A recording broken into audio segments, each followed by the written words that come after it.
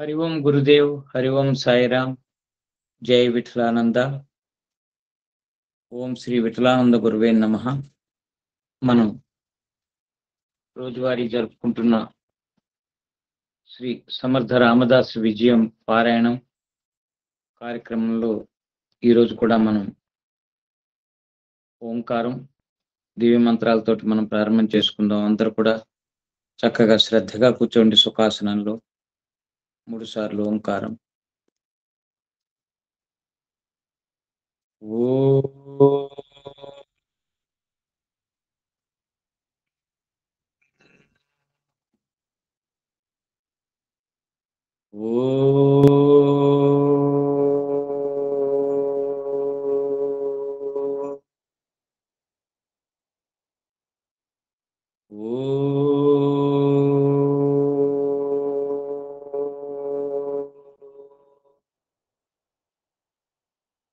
దివ్య మంత్రాలు చెప్పుకుందాం.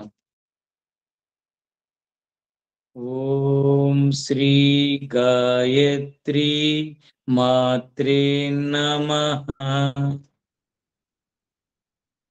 ఓం శ్రీ గాయత్రి మాత్రే నమః. ఓం శ్రీ మాతా పిత గురు దేవతాయ నమః. ఓం శ్రీ మాతా పిత గురుదేవతాయ నమః. ఓం సాయి శ్రీ సాయి జయ జయ సాయి. ఓం సాయి శ్రీ సాయి జయ జయ సాయి. ఓం శ్రీ సాయినాథాయ నమః.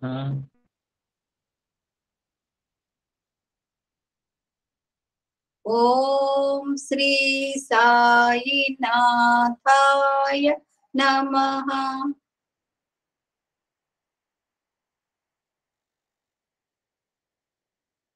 ఓం దత్తాత్రేయాయ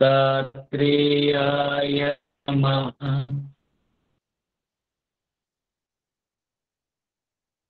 ఓం ద్రాం దత్తాత్రేయాయ నమః.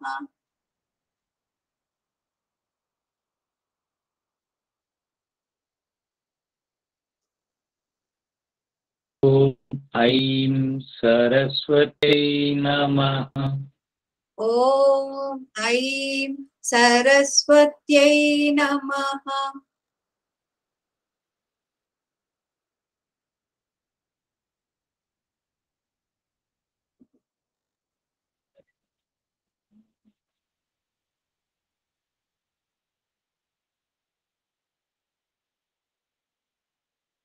ఓం హ్రీం కాళికాయై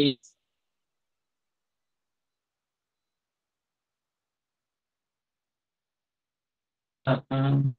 ఓం క్రీం కాళికాయై నమః.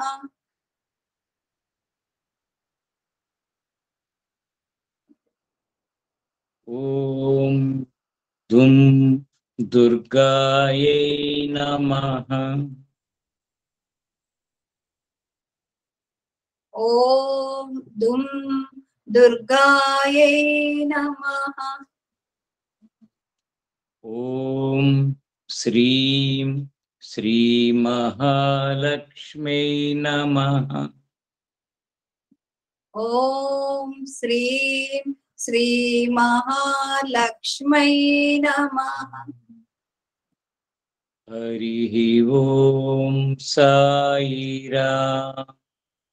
హరి ఓం సాయిరామ్. ఓం సిద్ధక్రియా బాబాజీ నమః. ఓం సిద్ధక్రియా బాబాజీ నమః. ఓం జయ రామ జయ జయ రామ. శ్రీరామ జయ రామ జయ జయ రామ. ఓం నమో భగవతే వాసుదేవాయ.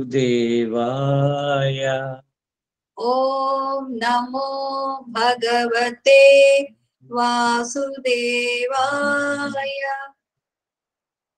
ఓం నమో భగవతే శ్రీరమణాయ. ఓం నమో భగవతే శ్రీరమణాయ.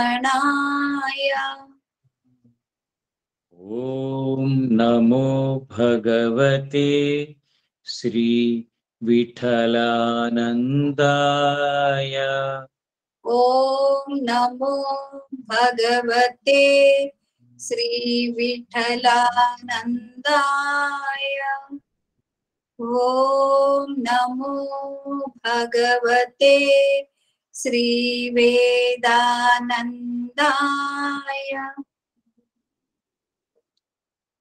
శ్రీ గురుభ్యో నమః. సద్గురుభ్యో నమః. శ్రీ విఠలానంద గురవే నమః.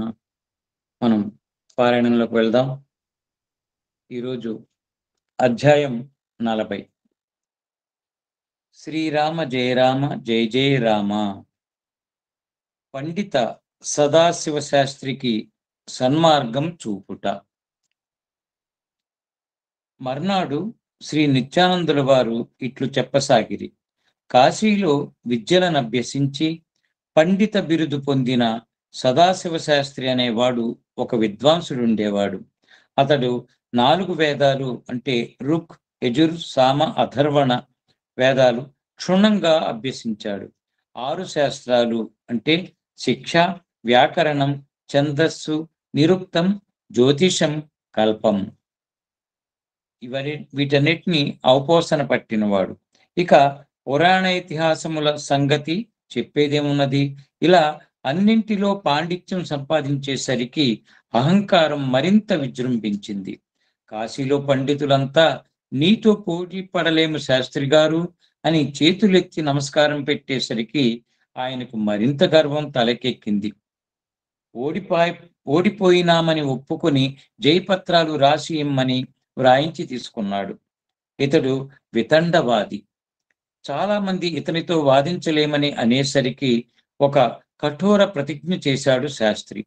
నన్నెవరైనా విద్యలలో ఓడించితే కత్తితో నా నాలుక కోసుకుంటాను అని ఒక కత్తిని తన యజ్ఞోపవీతంలో కట్టుకుని దిగ్విజయ యాత్రకు బయలుదేరినాడు. తన గెలుపుకు చిహ్నంగా ఎంతమంది జయపత్రాలు ఇచ్చారో అన్ని దివిటీలు వెలిగించుకుని తన శిష్యుల చేత మోయించుకుంటూ అన్ని రాజ్యాలు తిరుగుతూ అపార ధనం సంపాదించాడు. చూడండి, ఇక్కడ ఇది సైకలాజికల్ గా మానసికమైన ఒక వికారం ప్రారంభమవుతుంది. ఈ పండితులు వీళ్ళు శాస్త్రాన్ని మనం ఆశ్రయించి సంపాదించినప్పుడు మనం శాస్త్రాలను ఆధారపడకుండా జీవించలేము. శాస్త్రాలే మనకి ఆధారం. ముందుకు వెళ్ళటానికి సరైన ఇన్ఫర్మేషన్ ఇవ్వగలిగేవి మన ఋషులు, మునులు, యోగులు వాళ్ళు రచించి ఉంచిన గ్రంథాలు మనకు ఆధారమే. కానీ వాటిని మనం మార్గదర్శకంగా ఎలా జీవించాలో ఒక ఇన్ఫర్మేషన్ గా మనం తీసుకుని వాటిని ఆచరించేందుకు వీలుగా తీసుకోవాలి తప్పితే అవి చదివేసి నాకు వచ్చేసింది, నాకు తెలిసిపోయింది, నన్ను మించిన వాడు లేడు అని ఆ వాక్యాలు పదాలు పట్టుకుని ఓ వితండవాదానికి దిగి, ఓ తర్కానికి దిగి, వాదనలకు దిగుతారు. కొంతమంది చదవగానే నాకు 18వ శ్లోకం వచ్చేసు. కొంతమంది భగవద్గీతల మీద ఆ మధ్య ఒక అతను నా దగ్గరికి వచ్చాడు, మన ద్వారహట్లో ఉండగా. అతను వచ్చి భగవద్గీత మీద నేను చాలా బాగా ఇది చేశానండి, నేను రీసెర్చ్ చేశాను అంటూ వస్తే నేను అనుకున్న మంచి సారం గ్రహించడమో, ఆ జ్ఞానాన్ని గ్రహించుంటారు, ఆత్మజ్ఞానాన్ని అని నేను చాలా ఆనందపడ్డాను. అయితే అది ఏదైనా అతనితో చర్చించుకుందాం, మన హాయిగా 2 రోజులు ఉండండి అంటే ఉన్నాడు. తీరా చూస్తే అతను శ్లోకము భావము, శ్లోకము భావము, ఆ భావం కూడా ఆ గ్రంథంలో ఉన్న భావాన్ని పుచ్చుకుని తనకు తోచిన వివరణ ఇవ్వటం మొదలెట్టాడు తప్పితే నిజంగా సూటిగా కృష్ణ పరమాత్మ ఇచ్చిన ఆ భావం వైపు విశాలంగా లోతు లోతు లోతు చాలా లోతుగా ఉంటుంది. ఎంతమంది ఈ భగవద్గీత మీద, రామాయణ గ్రంథాల మీద వాళ్ళు ఆహ్, వివరణలు ఇచ్చారంటే చాలా ఇచ్చారు. వారి వారి అనుభవ సారాన్ని గ్రహించి చేసుకొని. ఇతని అనుభవం లేకుండా ఉ శ్లోకాన్ని పెర్ఫెక్ట్‌గా చదువుతున్నాడు. ప్రొనౌన్సియేషన్ వచ్చు, రాగబద్ధంగా చదువుతున్నాడు. ఆయన చెప్పగలుగుతున్నాడు చూడకుండా. భావాన్ని చెప్పగలుగుతున్నాడు. అదేమైపోయిందంటే నాకు ఎక్కడికెళ్ళినా తిరుగులేదని ఎవరి దగ్గరికెళ్ళినా "మీకు భగవద్గీత వచ్చా?" "నాకు చాలా వచ్చు." ఇంకా అతను దాన్ని ఒక ఇప్పుడు చెప్పినట్టు అహంకారంగా మార్చేసుకున్నాడు. నన్ను ఎవ్వరు ఓడించలేరు. నేను చదివినట్టు ఎవరు చదవలేరు. నేను చెప్పినట్టు ఎవరు చెప్పలేరు. ఇలా మారిపోయింది అతని స్థితి. సో, అప్పుడు అతనికి కొంచెం 2 రోజులు ఉన్న తర్వాత నేను ఒకరోజు నన్ను ఎప్పుడు అడుగుతున్నాడు. "మీకే అధ్యాయం బాగా ఇష్టం? ఏ అధ్యాయం మీకొచ్చు?" అంటాడు. "నాకు భగవద్గీత రాదు" అని నేను అతనితో చెప్తే, "ఇదేమిటి స్వామీజీ అయ్యుండి కూడా మీకు భగవద్గీత రాదా?" "నాకు రాదు నాయనా" అని ఓపెన్‌గా చక్కగా చెప్పాను. "మరైతే ఏమిటి?" అంటాడు. "ఏమిటేముంది? నేనుగా జీవించటం." నీ భగవద్గీత వస్తేనే, భగవద్గీత జరిగితేనే, భగవద్గీతలో సారాన్ని గ్రహించి, దాన్ని జీవించటం ముఖ్యమా నీకు? శ్లోకం బై శ్లోకం ఒకదాని తర్వాత ఒకటి చెప్పటమా అంటే, అతను ఒప్పుకోలేదు. అబ్బెబ్బే! భగవద్గీత వివరించాలి, చెప్పాలి, చెప్పగలిగి ఉండాలి అంటాడు. నాయనా నీది మైండ్ పవరు, మాదేమో హార్ట్ పవరు, సోల్ పవర్ వైపు మా ప్రయాణం మేమింకా చేరలేదు కూడాను. మా ప్రయాణం సోల్ వైపు, ఆత్మ వైపు. నీదేమో బ్రెయిన్ మైండ్‌ను బాగా నువ్వు చక్కగా నింపుకొని కూర్చున్నావు. కాబట్టి నీది వేరు, నాది వేరు నాయనా అని చెప్పాల్సొచ్చింది. అతను గృహస్థు. ఏదో చిన్న చిన్న వ్యాపారాలు కూడా చేస్తున్నాడు. పైగా ఈ భగవద్గీత ఒకటి కంఠస్థం వచ్చేటప్పటికల్లా ఇంక చూడండి అది హిమాలయాలకొచ్చి అతను అహంకారాన్ని చూపించగలిగాడే కానీ, అతను ఆ హిమాలయ భూమిలో ఏముంది? దేవభూమి శక్తి ఏమిటి? అదక్కర్లా. నాకొచ్చిన ఆ గ్రంథం ఒకటి, ఆ మొదటి పేజీ నుంచి ఆఖరి పేజీ దాకా శ్లోకాలన్నీ బై హార్ట్ చేసుకొనొచ్చాడు. ఇక్కడే దారి దరిపిపోయేది. ఇన్ఫర్మేషన్ ఎక్కువైనా కూడా తెలిసిపోయిందే, నాకొచ్చేసింది అనుకుంటారు కానీ, ఆ ఇన్ఫర్మేషన్‌ని ట్రాన్స్‌ఫర్మేషన్‌గా పరివర్తనకి, దానికి అనుగుణంగా మార్చుకోవటం చాలా అవసరం. అది చాలా మందికి తెలీదు. చాలా మంది ఉన్నారు కొంతమంది చక్కగా శాస్త్రాలను ఆధారం చేసుకొని, అనుభవసారం తీసుకుంటూ. కనుక కొంతమంది ఇలా ఉంటారు. ఇక్కడ అదే ఇతను ఇంకా ఎంతవరకు వెళ్ళాడంటే, ఇంకెవరు ఓడించలేరనుకుని నాలుకని నేనే కోసుకుంటాను అనే దాకా వెళ్ళిపోయాడు. ఇక్కడ గురువులు ఏదోటి పాఠం నేర్పుతారుగా, వదలరుగా. జగద్గురువు సద్గురువు అవుతాడు. సద్గురువు ఎక్కడో ఎదురవుతాడు. వీడికి సరైన పాఠం చెప్తారు. చూద్దాం ముందుకు వెళదాం.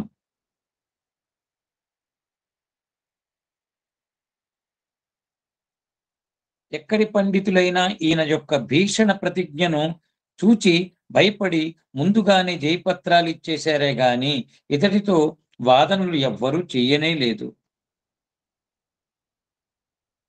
హ్మ్. తన గెలుపుకు చిహ్నంగా ఎన్ ఎంతమంది జయపత్రాలిచ్చారో అన్ని దివిటీలు వెలిగించుకుని, తన శిష్యుల చేత మోయించుకుంటూ అన్ని రాజ్యాలు తిరుగుతూ అపార ధనం సంపాదించాడు. ఇది కూడా ఈ పండితం పాండిత్యం వల్ల ఏమవుతుందంటే ధనం వస్తుంది. కానీ ఆత్మజ్ఞానం రావటం కష్టం రాదు. అయినా తనివి తీరలేదు. విజయకాంక్ష మరింత పెరిగింది.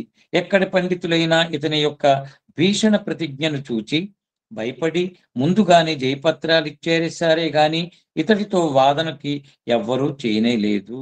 ఆ విధంగా ఉత్తర భారతదేశంలోని పండితులను జయించి ఇక దక్షిణ భారతదేశంలో కూడా ఇటువంటి సన్మానాలు పొందాలనుకుని శిష్య ప్రశిష్య సమేతంగా విజయయాత్ర సాగిస్తూ కర్ణాటక దేశంలో గొప్ప పండితుడైన గాగా భట్టు గారు ప్రస్తుతం శివాజీ మహారాజు గారి సంస్థానంలో ఆస్థాన పండితులుగా ఉన్నారని వర్తమానం తెలుసుకున్నాడు. అందులకు మహారాష్ట్ర ఎందలి రాయ్‌గఢ్‌కు చేరుకున్నారు. శివాజీ మహారాజ్ వారికి తన రాకను తన కారణాన్ని తెలుపుతూ ఒక లేఖ రాసి పంపారు. అందులో తనను ఓడిస్తే తన వద్దనున్న జయపత్రాలన్నీ ఇచ్చివేస్తానని, ఈ దివిటీలన్నీ తాను గెలిచిన పండితులకు నిదర్శనమని, వాటిని ఆర్పివేసి కత్తితో తన నాలుకను కోసుకుంటానన్న ప్రతిజ్ఞ చేసియున్నానని రాసి పంపాడు. ఎంత అహంకారమైతే ఇలాగా ప్రకటిస్తారో చూడండి. శివాజీ మహారాజ్ ఆ బ్రాహ్మణులందరికీ వసతి ఏర్పాట్లన్నీ చేయించారు. అచ్చట విడిది చేయమని కోరారు. రేపు గాగాభట్టు గారిని పిలిపించి సభను నిర్ణయించగలమని మాట ఇచ్చారు. గాగాభట్టు గాగాభట్టు గారికి ఈ విషయం కబురు పెట్టారు రాజావారు. ఆ వార్త విన్నంతనే గాగాభట్టు గారికి ముచ్చెమటలు పోసినవి. ఈ సదాశివ శాస్త్రి వితండవాది, ఇతని సంగతి లోగడనే తాను విని ఉన్నాడు. ఇప్పుడు ఇతనితో తలపడితే తాను ఓడిపోవటం ఖాయం. కానీ ఫలానా శివాజీ వారి దర్బారులోని పండితుడు ఓడిపోయినాడనే అపకీర్తి తనకే గాక శివాజీ మహారాజు కూడా సంభవిస్తుంది అని తీవ్రంగా యోచించి ఒక నిర్ణయానికి వచ్చారు. వామన పండితునికి ఇలాంటి విజయకాంక్ష ఉండేది. అటువంటి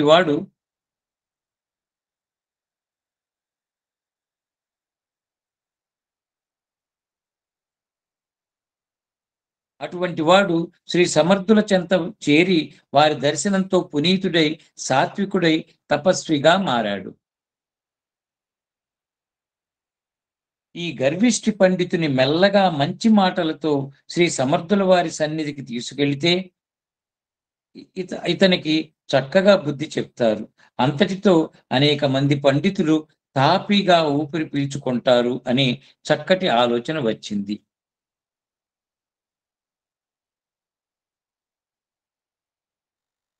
వెంటనే రాజుగారిని కలవకుండానే ఆ రాత్రే సదాశివ శాస్త్రి గారు విడిది చేసిన సత్రం వద్దకు పోయినాడు. శాస్త్రి గారు ఎంతో ఆనందంతో శిష్యులు కాళ్ళొత్తుతుంటే తన ఘనతను తానే పొగడుకుంటూ ఉన్నాడు. భట్టుగారు ప్రవేశించి, అయ్యా శాస్త్రి గారు, నమస్కారములు. నా పేరు గాగాభట్టు. నేనేమి గొప్ప విద్వాంసులను కాను. పిచ్చికి పైన బ్రహ్మాస్త్ర ప్రయోగం వల్లే నన్ను గెలిచానన్న పత్రం మీకేమీ ఉపయోగపడదు. మీ ముందు కూర్చుండే అర్హత కూడా లేని వాడిని. అనేగాని శాస్త్రి గారు వికటాట్టహాసం చేసి, మరింకేమి, రేపటి సభలో జయపత్రం వ్రాసిస్తే సరి, మేము వేరే చోటికి ప్రయాణం అవుతాం అన్నారు. అదేనండి శాస్త్రి గారు, తాము ఎలాగైనా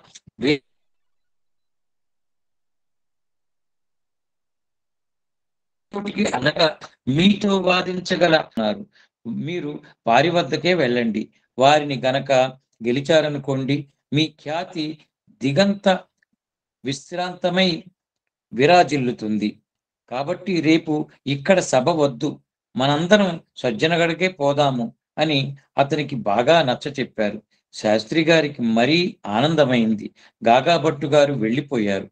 మర్నాడు ఉదయమే సభ ఏర్పాట్లు రాజుగారు చేయించినారు. మధ్యలో శివాజీ మహారాజ్ వారి సింహాసనం, ఒక పక్కన గాగాభట్టు ఆస్థాన పండితుల వారికి, మరి యొక్క పక్కన సదాశివ శాస్త్రి పండితుల వారికి ఆసనంలో అమర్చబడినాయి. భటులు రాజావారి ఆగమనం తర్వాత శాస్త్రి గారికి జయ జయనాదములు పలికి స్వాగతం పలికారు. శాస్త్రి గారు వచ్చి వారికి చూపిన ఆసనములను అలంకరించారు. గాగాభట్టు గారి గాగాభట్టు గారి కొరకే ఏర్పాటు చేసిన ఆసనమును చూపగా వారు ఆసీనులు కాలేదు. ఆ ఆసనం రాజగురువులు శ్రీ సమర్థ రామదాస స్వాముల వారిదే అని మరి ఒక ఆసనం పైన ఆసీనులైనారు. వెంటనే సదాశివ శాస్త్రి, మహారాజా, నేను మహాపండితుడను.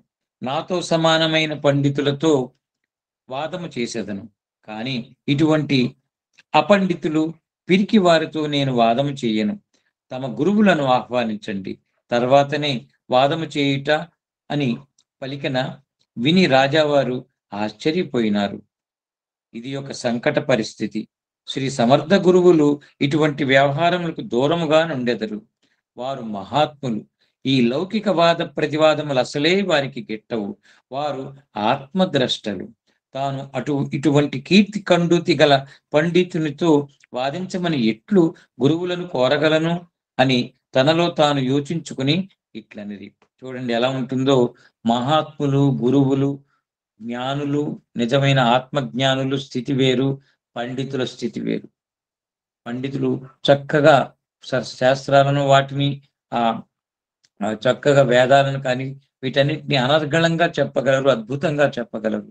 కానీ వాదోపవాదాలకు జ్ఞానులు, మహాత్ములు అన్నవాళ్ళు, నిజమైన యోగులు వాటికి వెళ్ళనే వెళ్ళరు. అటువంటి విపరీత చర్చలకు, వాదాలకు వెళ్ళరు.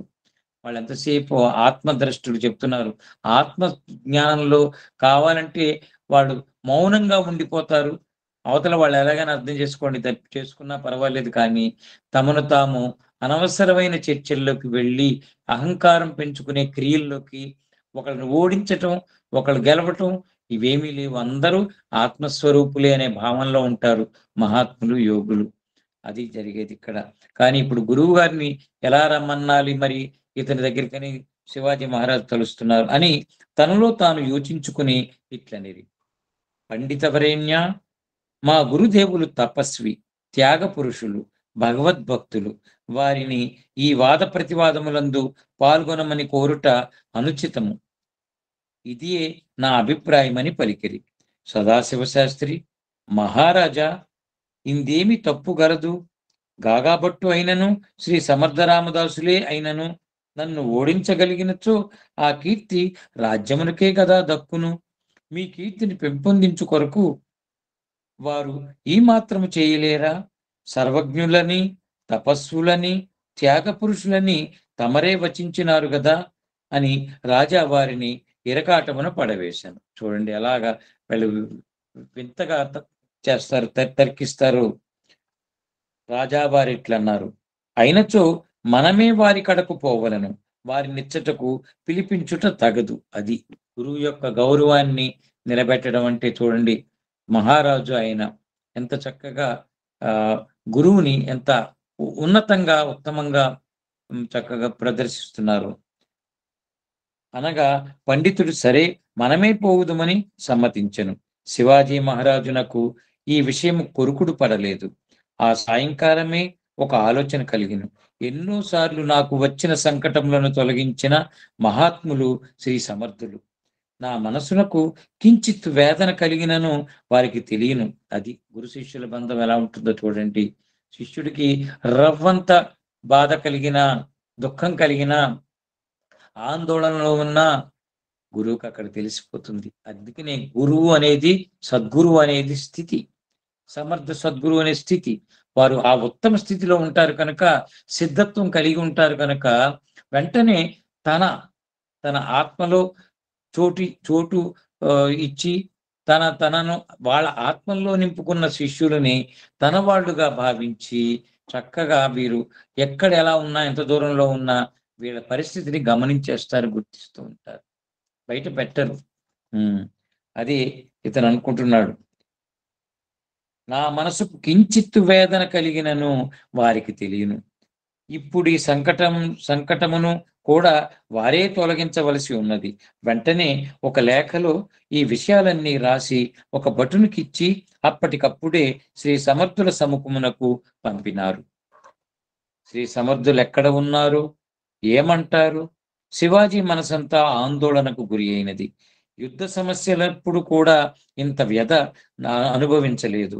గాగాభట్టు గారు మాత్రం ఈ శాస్త్రి గారికి తగిన శాస్తి జరుగుతుందని సంతోషంగా హాయిగా నిద్రించాడు. సదాశివ శాస్త్రి: శ్రీ సమర్థులు అడవుల్లో, గుహల్లో ఉంటారట, ఉండని ఆయన సత్తా ఏమిటో కూడా తెలుస్తుంది అనుకుంటూ శ్రీ సమర్థులను తలంచుకుంటూ ఆ రాత్రి నిద్రించాడు. లేఖ తీసుకుని పోయిన భటుడు చాఫల్ మఠానికి చేరి అక్కడ కళ్యాణ్కు లేఖ ఇచ్చి వెళ్ళిపోయాడు. తెల్లవారి రాజావారు గుర్రం పైనను, పండితులిరువురు పల్లకీలలోనూ బయలుదేరి జాము ప్రొద్దెక్కే సమయానికి చాపల్ మఠానికి చేరారు. అప్పటికే రాజావారి లేఖలోని విషయాన్ని గురువు గారికి తెలిపేందుకు కళ్యాణ్ బయలుదేరి రామగఢ్కి వెళ్ళిపోయాడు. అక్కాబాయిని విచారించగా కళ్యాణ్ రామగఢ్కే వెళ్ళారని చెప్పింది. అయితే గురుదేవులు అక్కడే ఉంటారని నిర్ధారించుకుని అందరూ బయలుదేరి సరాసరిని రామగఢ్కి చేరుకున్నారు. అచ్చటికి అప్పుడే కళ్యాణ్ చేరుకుని గురుదేవులకు విషయాన్ని తెలుపుచున్నాడు. అంతలో కోలాహలం వినపడింది. శ్రీ సమర్థులు త్రోవలోనే ఒక బండ మీద ఆసీనులై ఉన్నారు. ఆయన ముందు చేతులు కట్టుకుని కళ్యాణ్ స్వామి నిలబడి ఉన్నారు. శివాజీ మహారాజు వారు దూరం నుండే గుర్రం దిగి పాదాచారులై గురు సన్నిధికి వచ్చారు. అంతలో వారికి వినపడినట్లుగానే శ్రీ సమర్థుల వారు, కళ్యాణ్, ఎవరొచ్చారో చూడు అన్నారు. కళ్యాణ్, గురుదేవ్, రాజావారు వస్తున్నారు, కూడా ఎవరో పండితులు కాబోలు పల్లకీలలో వస్తున్నారు అన్నాడు. ఇలా చెప్పుచుండగానే గాగాభట్టు దూరంగా పల్లకి దిగి నడిచి వచ్చాడు. శివాజీ మహారాజు గారు సరాసరి వచ్చి గురువు గారికి సాష్టాంగ వందనం చేశారు. అంతలో గాగాభట్టు గారు కూడా వచ్చి సాష్టాంగ నమస్కారం చేశారు. అంతలో సదాశివ శాస్త్రి పల్లకీని దగ్గర దాకా తెచ్చి దింపారు బోయిలు. చూడండి అతని అహంకారం. సదాశివ శాస్త్రి గారు పల్లకి దిగి దగ్గరకు వచ్చి నిలిచారు. శ్రీ సమర్థుల వారు కూర్చున్న చోట నుండి లేచి నిలిచి చేతులు జోడించి, చూడండి ఎలా ఉంటుందో గురువుల యొక్క ఆత్మజ్ఞానుల స్థితి. శాస్త్రి గారు నమస్కారం అన్నారు. శాస్త్రి గారు గంభీరంగా, నేను వాదము చేసి ఓడుటో గెలుచుటో తేలిన తర్వాతనే మీకు నమస్కారం గాని దీవెనలు గాని ఇవ్వటం జరుగుతుంది. అప్పటిదాకా ఈ నమస్కారంతో నాకు పని లేదు అన్నారు. శ్రీ సమర్థులు చిరునవ్వులు చిందిస్తూ, ఆర్య, తమరు సాక్షాత్ భూసురులు, మీకు పెట్టిన నమస్కారం వృధా పోదులేండి, మీ ఆశీర్వాదం నాకెలాగూ వస్తుంది అన్నారు. రాజావారు మనసులో ఎంతో వేదన పడుచున్నారు. శ్రీ సమర్థుల వారికి అన్నీ విశదమే. శ్రీ సమర్థులు రాజావారితో, శివాజీ మహారాజులు పండితుల వారికి మా గురించి వివరించలేదా అని ప్రశ్నిస్తున్నారు. అంతలో, మాకు వాద ప్రతివాద పరీక్ష పూర్తయ్యే వరకు ఎలాంటి ప్రస్తావనలతో పని లేదు అంటూ శాస్త్రి గారు గంభీరంగా గర్జించారు. శ్రీ సమర్థులు, అయ్యా, నేను శ్రీరామనామ జపం చేసుకుంటూ వన సంచారం చేసేవాడిని. మాకు గెలుపు ఓటమిలతో పని లేదు. చూడండి, రాముని దాసుడని, వైభవాలతో పని లేదు కదా. తమరు ఇంతటి దురాగ్రహమును పొందవద్దు అన్నారు. శాస్త్రి గారు తీవ్రమైన కోపంతో, నేను మీ వద్ద బ్రహ్మజ్ఞానం నేర్చుకునేటందులకై రాలేదు. మీ మాటలు తెలివి తక్కువ వారికి, చదువు లేని మూర్ఖులకు చెప్పండి. చూడండి ఎంత అహంకారంగా ప్రవర్తిస్తున్నాడు. నాతో కాదు అంటుంటే శ్రీ సమర్థుల వారు ప్రశాంతంగా, చూడండి, కళ్యాణ్, శాస్త్రి బువ ఏమంటున్నారు, నీకేమైనా బోధపడిందా అని అడిగారు. కళ్యాణ్ స్వామి చేతులు జోడించి, గురుదేవా, ఇది మంచి ముహూర్తం, సదవకాశం వచ్చింది, పాత్ర మంచిదే, వాసనలలో చిక్కుపడింది, చిక్కుముడులు విప్పాలి అన్నాడు. శాస్త్రి గారు తనలో తాను, భలే, గురువుకు తగిన శిష్యుడేలే, ఒక మాటకొక మాటకు పొంతన లేదు అని భావిస్తూ ఉండగా శ్రీ సమర్థులు, సరే, అంతేనంటావు అన్నారు. శాస్త్రి గారు నిలబడే ఉన్నారు. రాజుగారు, గాగాభట్టు గారు కింద కూర్చున్నారు. వారికి కొంత దూరంలో కట్టెల మోపు నెత్తిన మోస్తూ ఒక వ్యక్తి వస్తున్నాడు. చూడండి, ఒక మంచి లీల, చమత్కారం లీల గురువులు ఎంత చక్కగా జరుపుతారో. తక్షణమే వాళ్ళకి అన్ని ఏర్పాట్లు జరిగిపోతాయి, వారి లీలకు ఏర్పాట్లు. కళ్యాణ్, అక్కడెవరు పోతున్నారు అన్నారు శ్రీ సమర్థుడు. గురుదేవా, కట్టెలతను పోతున్నాడన్నాడు కళ్యాణ్. అతన్నిట్టు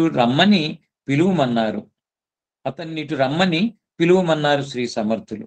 శాస్త్రి గారు, ఇదేమిటి, నన్నిక్కడ నిలబెట్టాడు, మర్యాద లేదు, మట్టి లేదు, ఎవరో దారిని పోయే కట్టెలు వానితో ఏం పని పడింది అనుకుంటున్నాడు. కళ్యాణ్ అతన్ని రమ్మని పిలిచాడు.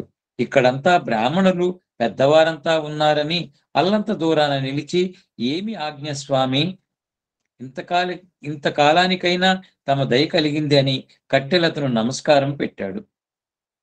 శ్రీ సమర్థులతని, ఎవరు నీవు అని ప్రశ్నించారు. నేను ఒక దళితుడను స్వామి అన్నాడు అతను. వెంటనే కళ్యాణ్, ఈ కర్రతో అక్కడ 3 గీతలు గీయమన్నారు. సదాశివ శాస్త్రి కడుపు మండిపోతున్నది. నన్ను నిలబెట్టి ఈయన ఎవరితోనో మాటలు పెట్టుకున్నాడు, నిజంగా అడవి మనిషే, అయినా ఏమన్నా అందామంటే నోరు రావటం లేదు. ఇంతలో కళ్యాణ్ 3 గీతలు గీచాడు. మొదటి గీత దాటి రమ్మను అన్నారు. వచ్చి నిలిచాడు. ఎవరు నీవు అని ప్రశ్నించారు. అతడు ఆ గీత దాటి నేను శూద్రుడను అన్నాడు. రెండవ గీత దాటిన తర్వాత ఎవరు నీవని అడిగారు. నేను బ్రాహ్మణుడను అన్నాడు. మూడవ గీత దాటిన తర్వాత ఎవరు నీవని ప్రశ్నిస్తే నేను దశగ్రంథి బ్రాహ్మణుడను, విద్వాంసుడను, 4 వేదాలు 6 శాస్త్రాలు క్షుణ్ణంగా నేర్చిన పండితుడను అన్నాడు.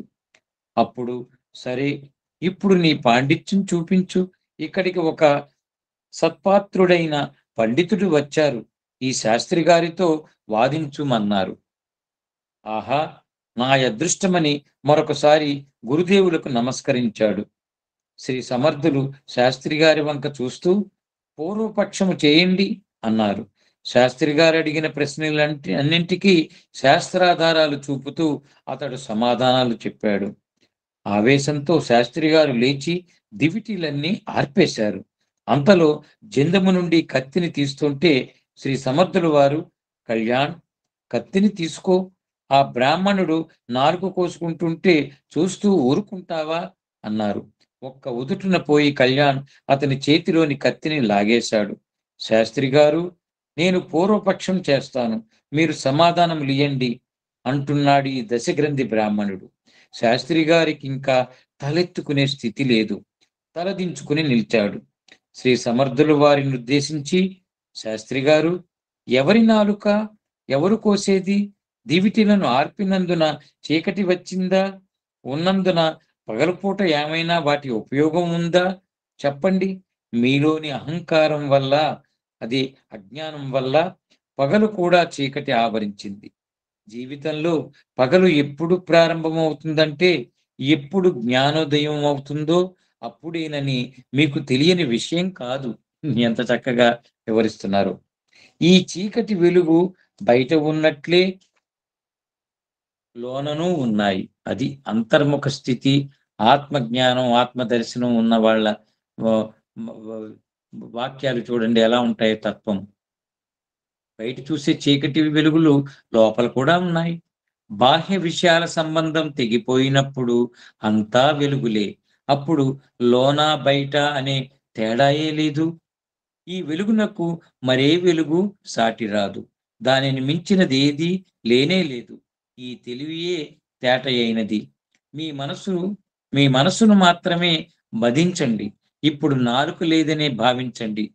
శ్రీరామనామస్మరణకు, ఉచ్చారణకు తప్ప మరే విషయానికి నాలుకను ఉపయోగించనని ప్రతిజ్ఞ చేయండి అని బోధిస్తుంటే కండ్ల వెంట అశ్రుధారలు కార్చుతూ అప్పుడు తెలివి తెచ్చుకుని పాదములపై పడి, క్షమించండి గురుదేవా, నాలోని అంధకారాన్ని తుదముట్టించిన మీ సామర్థ్యము నేనేమని కీర్తించాలి? తమ ఆదర్శములే శిరసా వహిస్తాను. రామనామముతో నా జీవితము గడుపుతానని ప్రతిజ్ఞ చేశాడు. చూసారా గురువుల దగ్గర ఎలా ఉంటుందో? సత్వగుణంతో, ప్రేమ గుణంతో గురువులు ఎలాంటి కఠినాత్ముడైన, అహంకారి అయినా చక్కగా వారిని మార్చగలుగుతారు.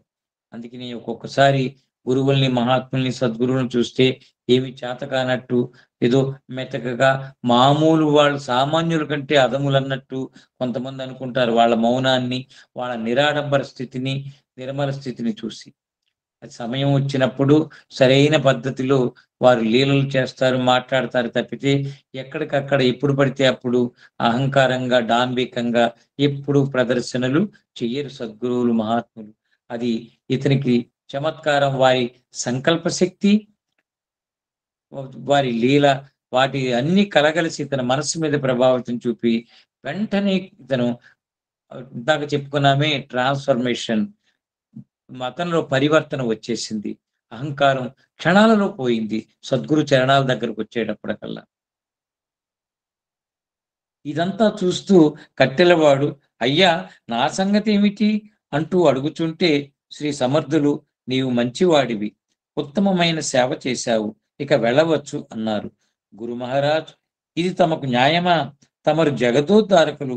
తమ యొక్క కృపాదృష్టితో మూకం కరోతి వాచాలం, ఫంగుం లంఘయతే గిరిం, యత్కృపాత మహం వందే పరమానంద మాధవం. మూగవాడు వాచాలుడవుతాడు, కుంటివాడు కొండలెక్కుతాడు. తమ కృప అసంభవమును సంభవం అంటే ఎలా? ఇది మీ కీర్తికి సామర్థ్యానికి శోభాయమానం కాదు కదా అన్నాడు. శ్రీ సమర్థులకు అతడేమి కోరబోతున్నాడో తెలిసింది. అయినా తన నోటితోనే చెప్పించాలని. ఇప్పుడు నీకేం కావాలంటావు? ఇదిగో ఇక్కడే రాజావారున్నారు, కోరుకో, ఏమి కావాలో ఇప్పిస్తానన్నారు. దళితునికి మోక్షం. ఈ అంశం మనం తెలుసుకుందాం. ఆ దళితునికి పూర్వజన్మ స్ఫురణ కలిగింది. ఎప్పుడైతే గురువుల యొక్క లీలకు అతను ఉపయోగపడ్డాడో వెంటనే అతనికి పూర్వజన్మ స్ఫురణలు వచ్చేసాయి. అయ్యా, నేను ఒక గంధర్వుడను. ఒకనాడు స్త్రీ జన సమూహంతో వినోదయాత్ర చేస్తూ దేవర్షి నారదుల వారిని అవమానపరిచాను. వారు క్రుద్ధులై 2 జన్మలు పశుయోనులందును 3 జన్మలు మనుష్య యోనులందును జన్మించినట్లుగా శాపమిచ్చారు. పశ్చాత్తాపుడనై నేను భూలోకమందు జన్మించినప్పుడు మహాత్ముల స్పర్శతో పునీతుడగునట్లు వరము కోరితిని.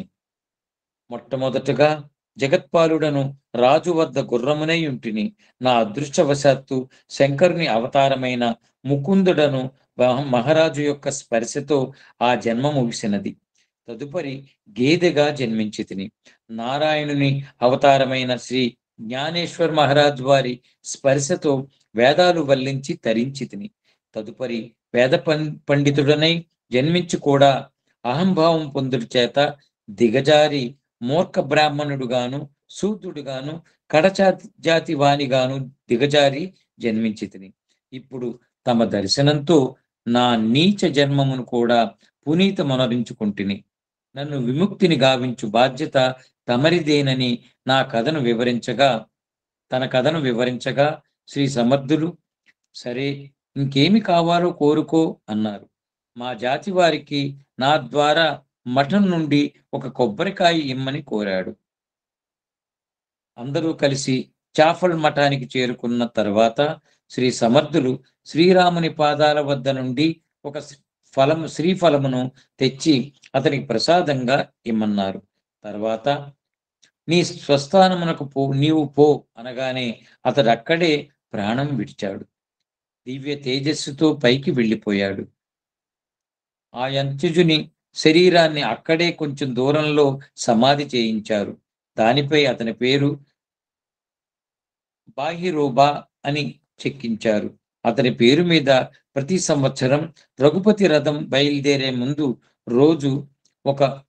రోజు ఒక కొబ్బరికాయ అతని జాతి వారు ప్రసాదం పొందుతున్నారు. ఇదంతా చూచి సదాశివ శాస్త్రి అవాక్కైపోయాడు. తర్వాత సదాశివ శాస్త్రికి మంత్రోపదేశం చేయగా తన సమస్త ఐశ్వర్యాన్ని అందరికీ పంచేసి సర్వసంగ పరిత్యాగిగా వచ్చి కొన్ని రోజులు శ్రీ సమర్థుల వారి సేవలో ఉన్నాడు.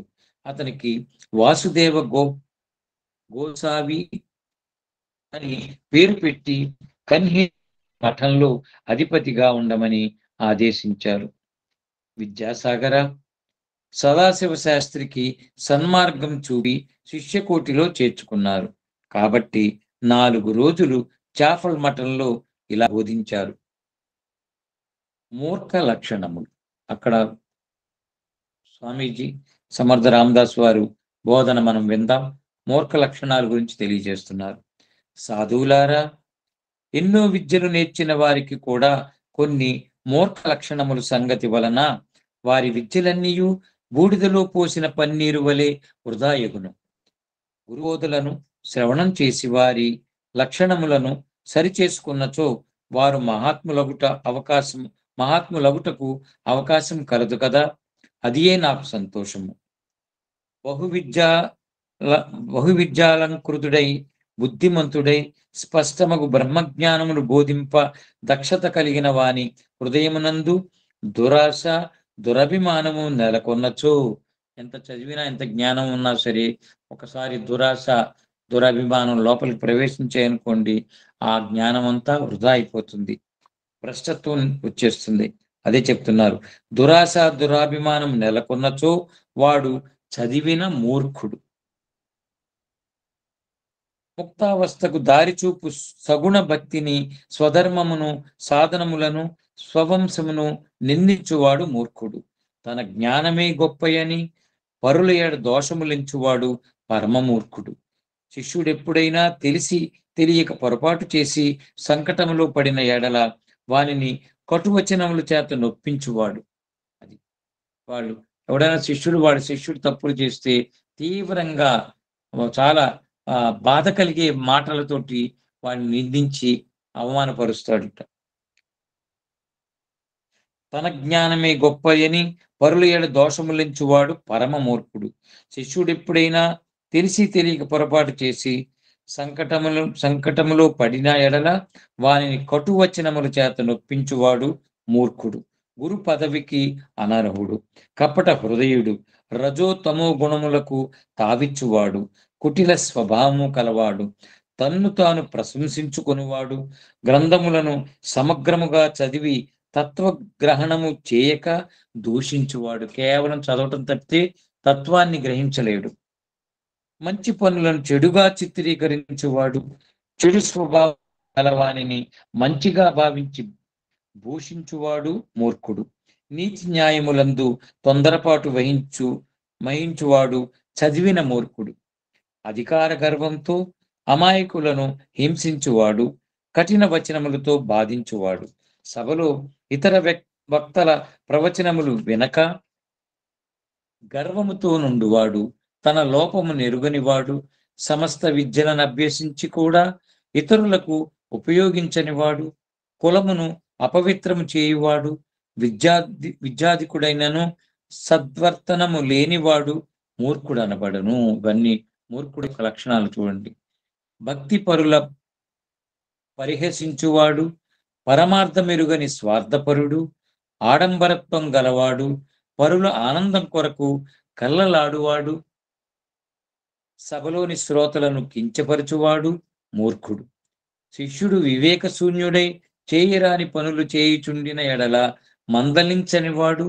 చూడండి, ఇక్కడ చాలా శిష్యులుగా భావిస్తే ఎవరినైనా తాను గురువునని అనుకుంటే కనుక మొదటి లక్షణం వాడు తప్పు చేస్తే ఆ తప్పు తెలియచేయాల్సిన బాధ్యత గురు స్థితిలో ఉన్న వాళ్ళకి, గురు పాత్రలో ఉన్న వాళ్ళకి తప్పక అనుసరించాలి. అందుకనే ఇది వాళ్ళ ఎదుటి తప్పులు జరుగుతుంటే వాళ్ళు వెంటనే చెబుతారు. చెప్పకుండా వాళ్ళని చాలా మనం వాళ్ళ తప్పులని పక్కన పెట్టి వాడిలో ఉన్న ఏదో ఇతర గుణాలను చూసి గొప్పవాడని వాడిని మెచ్చేసుకుని వాడిని 10 మందిలో గొప్పవాడు అనేస్తే వాడిలో ఉన్న దుర్గుణాలను చూపించకపోతే మరింత దారి తప్పుతాడు. అది అలా చేసేవాళ్ళు కూడా మూర్ఖులే అంటున్నారు ఇక్కడ. చూడండి, శిష్యుడు వివేక శూన్యుడై చేయరాని పనులు చేయుచుండిన ఎడల మందలించిన వాడు. స్వార్థముతో శిష్యులను పీడించి ధనము పోగు చేయవాడు. తన పబ్బం గడుపుకుంటే చాలు, తనకు డబ్బు వస్తే చాలు, తనని బాగా మెచ్చుకుని జైకారాలు కొట్టేస్తే చాలు, వాడు ఎంత పతనమైపోతున్నా వీళ్ళు పట్టించుకోరు, బాధ్యత తీసుకోరు. అది పరమార్థ భావన లేనివాడు. ఎంత విద్యావంతుడైనను మూర్ఖుడే. ఇవన్నీ ఉన్నా, పెద్ద విద్యలు ఎంత ఉన్నా, ఎన్ని మాటలు చెప్పగలిగినా, ఎంత జ్ఞానం శాస్త్ర జ్ఞానం పొందినా కూడా మూర్ఖుడే. తాను స్వయంగా అనుష్ఠింపనివి ఇతరులకు బోధించువాడు. దేవ బ్రాహ్మణుల ఎడ ద్వేషభావమును పొందువాడు. చూడండి, దేవతలను, దేవుళ్లను, దేవీ దేవతలను, బ్రాహ్మణులను నిందించటం చాలా చాలా చాలా దోషం అది. సో అటు వాళ్ళ పరంగా ద్వేషభావాలను పొందువాడు మూర్ఖుడు అనబడును. శ్రోతలారా, ఇవన్నీ శ్రవణం చేసి మీలో ఇటువంటి అవలక్షణములున్న ఎడల వారిని దూరం చేసుకుని మానవులై ఈ భూమిపైన ఎందుకు పుట్టినారో దాని లక్ష్యాన్ని చేరుకునే ప్రయత్నం చేయండి. ఒకవేళ మనం పూర్వజన సుకృతంతో మనలో కొన్ని ఇలాంటి దురలక్షణాలు ఏదైనా సరే ఒకవేళ ఉంటే చోటు చేసుకుని ఉంటే తెలియదు, మనకు అర్థం కాదు కనుక ఇప్పుడు మహాత్ములు చెప్తున్నారు, సమర్థ రామదాస్ చెప్పే బోధ ప్రకారం విన్నారు కనుక వీటిని, ఈ లక్షణాలు ఒకవేళ పొరపాటున మీకు తెలియకుండగా ఒకవేళ లోపల ఉంటే గుర్తించండి. గుర్తించి వాటిని క్లీన్ చేసుకునే ప్రయత్నం చేయండి. అది ఇప్పటికైనా సరే, ఎప్పుడైనా సరే మార్పుకు ప్రయత్నం చేయాలి. మనం మంచి ధర్మానికి సంబంధించినవి, మనం జీవితానికి, సత్యానికి సంబంధించిన వాక్యాలు ఎక్కడైనా మనం వింటే వెంటనే మన మీద పరిశీలన పెట్టుకోవాలి. నేను ఈ వీటి పరంగా నేనెలా ఉన్నాను అని పరిశీలించుకుని ఆ లక్షణాలను ఉంటే పెంచుకోవటం. లేకపోతే మనం వాటిని అనుసరించి, ఆచరించి మనం వాటిని మనం చోటు చేసుకునేలాగా మన జీవితంలో చూసుకోవాలి. అదే చెప్తున్నారు. ఒకవేళ ఇటువంటి అవలక్షణాలు ఉన్న యెడల వారిని దూరం చేసుకొని మానవులే మనిషిగా మారండి. ఈ భూమిపైన ఎందుకు పుట్టారో, ఈ జీవితం పర్పస్ ఏంటో తెలుసుకొని జీవించండి. ముముక్షువులు కండి. వివేక వైరాగ్యములను సంపాదించండి అని బోధించారు.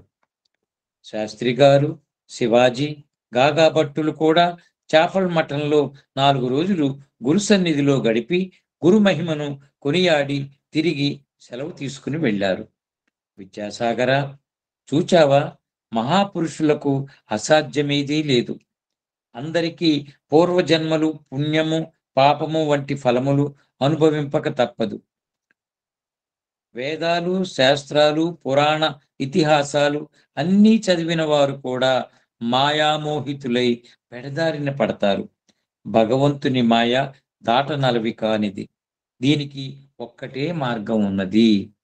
ఆ మాయను అధిగమించిన మహాత్ములను పట్టుపట్టి సేవించితే మనం కూడా మాయను తరించగలమని తెలిపి శ్రీ నిత్యానంద యోగి గారు జై జయ రఘువీర సమర్థ, శ్రీరామ జయ రామ జయ జయ రామ అని జయ జయనాదములు చేయగా అందరున్నూ జయ జయమని పలికిరి.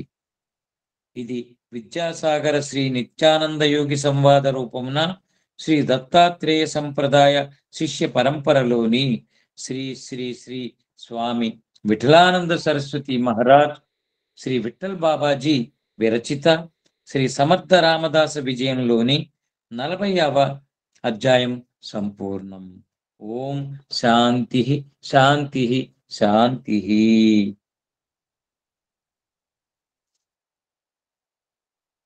దిగంబరా దిగంబరా శ్రీపాదవల్లభ దిగంబరా దిగంబరా అవధూత చింతన దిగంబరా దిగంబరా దిగంబరా సద్గురు రూపా దిగంబరా దిగంబరా దిగంబరా దత్త స్వరూపా దిగంబరా దిగంబరా దిగంబరా విఠలానంద దిగంబరా దిగంబరా దిగంబరా శ్రీపాదవల్లభ దిగంబర దిగంబరా దిగంబరా అవధూత చింతన దిగంబరా. శ్రీ సచిదానంద సమర్థ సద్గురు సాయినాథ్ మహారాజ్ की जय. श्री दत्त भगवान की जय. श्री समर्थ रामदास महाराज की जय. श्री श्री श्री विठलानंद सरस्वती महाराज की जय. अवधूत चिंतन श्री गुरुदेव दत्ता. सद्गुरुभ्यो नमः. श्री गुरुभ्यो नमः.